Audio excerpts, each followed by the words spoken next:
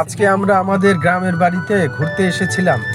গ্রামের বাড়িতে ঘুরে টুরে তারপরে আবার আমরা ফেরত যাচ্ছি।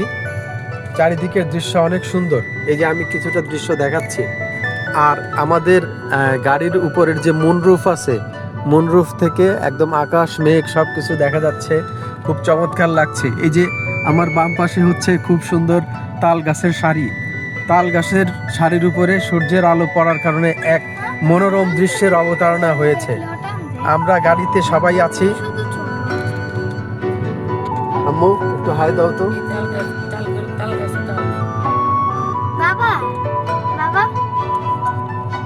তাল গাছগুলোতে তাল হয়েছিল, কিন্তু কিছুদিন আগে তাল কেটে ফেলার জন্য এখন গাছে তাল নাই, শুধু আছে পাতা। তোমাকে বাসায় গিয়ে তারপরে দত্তের গল্প শোনাবো।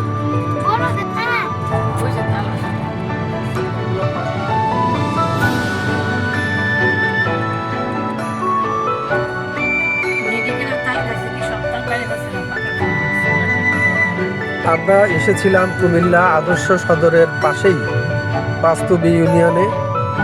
এখানে আসার সময় গোমতী নদী পড়ে। গোমতী নদীর উপরে একটা ব্রিজ আছে, এই ব্রিজের নাম হচ্ছে টিটকারচর ব্রিজ।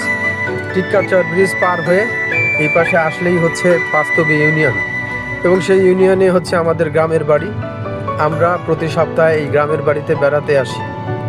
এই গ্রামের বাড়িটা অত্যন্ত নৈসর্গিক।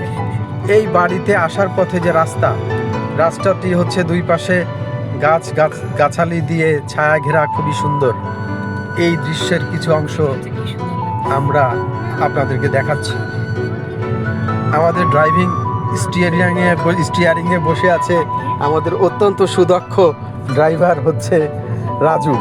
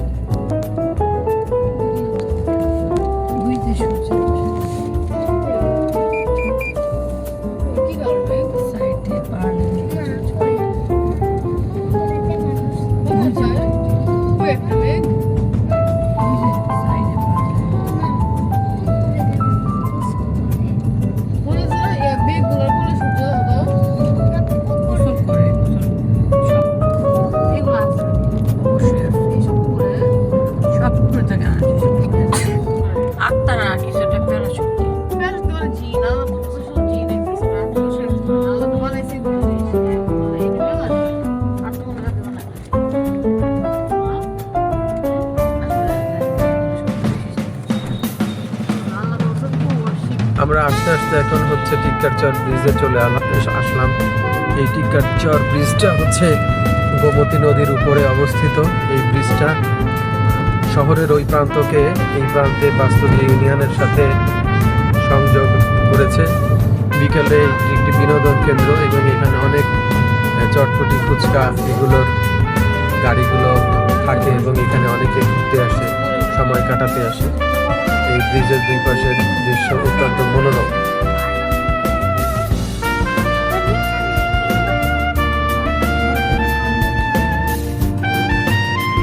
বাম পাশে এই নদীটি চলে গেছে এবং গিয়ে চলে গেছে বিদির বাজার। বিদির বাজার দিয়ে নদীটি ভারতে প্রবেশ করেছে।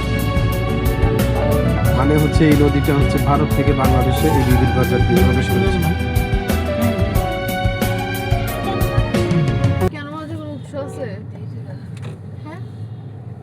পোড়াবাড়ির এখানে